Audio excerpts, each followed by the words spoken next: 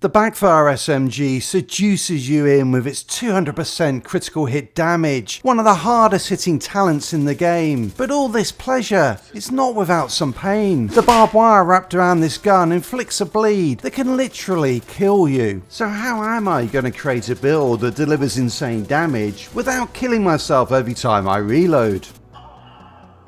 To get the most out of Backfire, there are two things that I needed to focus on. First, building stacks as fast as possible. With its talent, critical hit damage increases as stacks are built up, so getting to the 200 stack climax as quickly as possible is good for once. And secondly, getting critical hit chance close to the 60% cap, so that the near 300% critical hit damage of this build procs as often as possible. But one build stood out from the rest, able to deliver over 6 million DPS. The Striker gear set comes with a 15% rate of fire buff, which is perfect to get the Backfire to max stacks quickly. Striker's Gamble provides a huge 65% weapon damage buff, and with Press the Advantage on the chest piece, this is increased to 130%. I am also running this build with 5 offensive cores, providing another 75% weapon damage buff, all of which will whip your enemies into submission. I've set this build up with 58% critical hit chance, 26% from the Backfire, which has pretty good mods on it, other than somewhat unnecessary stability. I am picking up a further 10% from Seska gloves, and a further 12% from one attribute and one mod. I am running 2 critical hit damage mods and 1 critical hit damage attribute to get my max critical hit damage to an eye-watering 286%. One thing this build certainly isn't is gimped.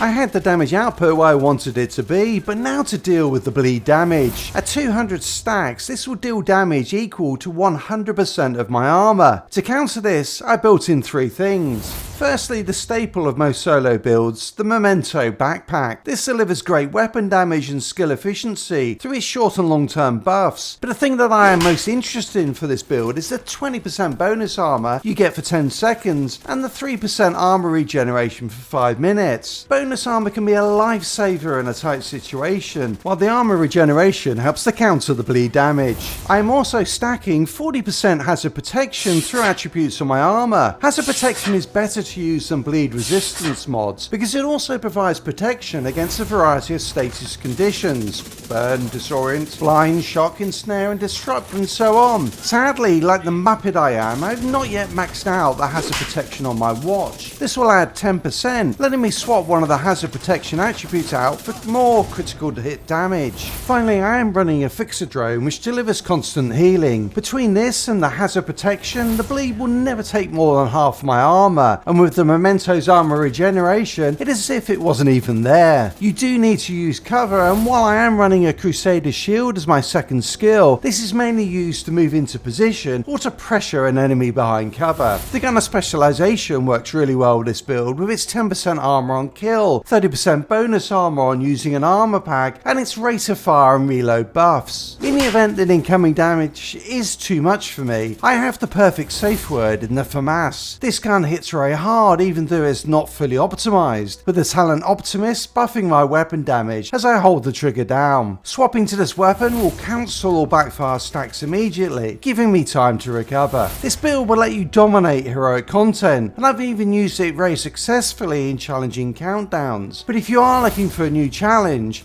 you must try this build here that will make you a ghost in the dark zone.